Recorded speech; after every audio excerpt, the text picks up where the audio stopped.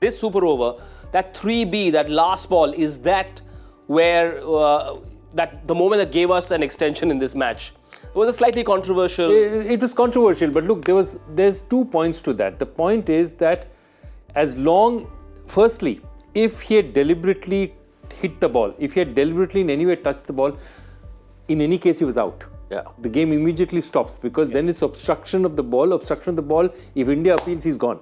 Yeah. Okay. So that means that he didn't do it deliberately. Yeah. Clearly. Okay. Because if he's done deliberately, he's out. Yeah. Okay. If he didn't do it deliberately, it's just one of those things. He ran. I mean, the point was that Virat stopped because he thought he wouldn't run. But Virat shouldn't have waited for him to take that call. Virat should have just thrown. Yeah.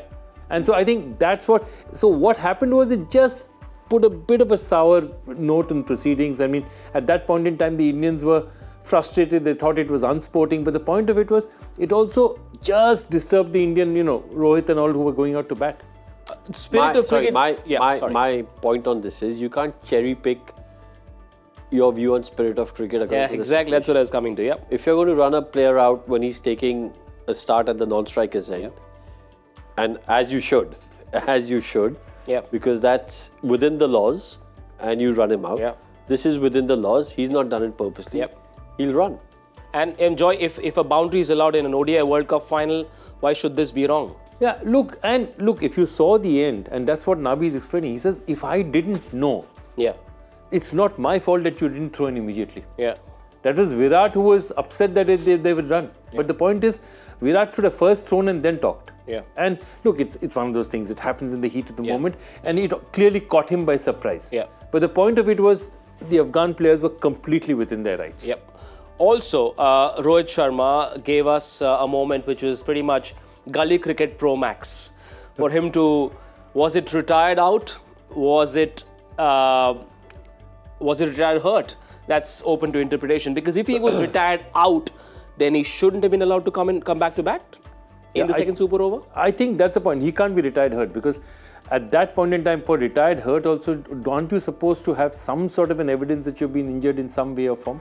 Yeah. So, I mean, he can be retired out, and that's completely within the rules of the game. But Joy, if you say you've got a cramp, how there's no evidence. Okay. So then the communication, what is the communication to? Yeah, I'm just saying we'll come to the controversial bit a little later, but it was a very, very smart move from Rohit Sharma. Oh, extremely smart. Just shows us so much game awareness. Yeah. Because the last ball of the over, in case you need to run to get the quicker runner in. It must have come from either they discussed it outside, or Rohit would have taken the decision inside. I think he took the decision inside because there didn't seem to be any communication. There was no communication. That's very clear. And nobody could have run up with gloves or anything. So clearly, there was a 12th man who did come in. Yep. But was that when Rohit was walking out? I think it was by the time. But whatever it was, whoever's decision it was, whoever thought about it, kudos to you. And then, scores tied once again. As I said, tie and tie till you succeed. They had to go into another super over, and Afghanistan would have believed that when they had to chase 11, they would have had a whiff, a 6 and a 4, a wicket and 2 outs. And then a massive, massive chess move from Rohit Sharma to give the ball to Ravi Bishnoi. The World Feed broadcast kept cutting to shots of Bishnoi and Avesh Khan with the ball, and all of us wondered who's going to bowl that one. Did you expect it to be Bishnoi? No. Because by and large, you take a chance. The thing about spinners is that it's a bit of touch and go. If the batsman connects properly, it's gone. Yep. So your generally conventional wisdom seems to indicate that wide Yorkers or good Yorkers coming in, swinging Yorkers are the way to go.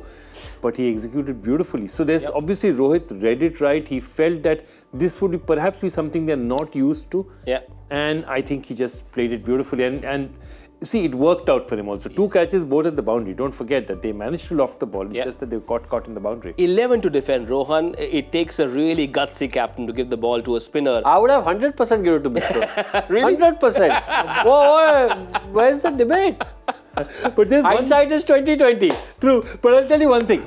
I also have a feeling that had it been 15, 16, 17, you might have gone conventional. Yeah. Because it was 11, he said, let me do something strong. See, what do we talk about? Whenever there's a situation where one team has more of an advantage over the other, then the team which is the underdog always does something different. There's no point playing it conventionally. Yeah. So they give it to Bishnoi. there were a lot of people asking for Washington Sundar to be given the ball. Who would you have gone with before you saw that shot of Bishnoi getting ready to bowl? Bishnoi. You would? Without doubt. I was in my head thinking, why aren't they giving Bishnoi in the first super over?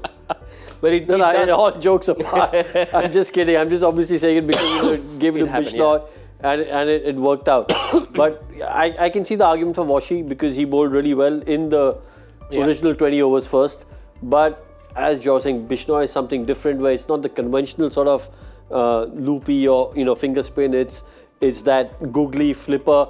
And we heard the commentators talk about the leg side boundary being a lot bigger from the end that he was going to bowl. So it all in all, it made a lot of sense. Yep, he bowled one tossed-out delivery, thankfully, that didn't go for a 6. But two very well bowled deliveries that got the 2 wickets.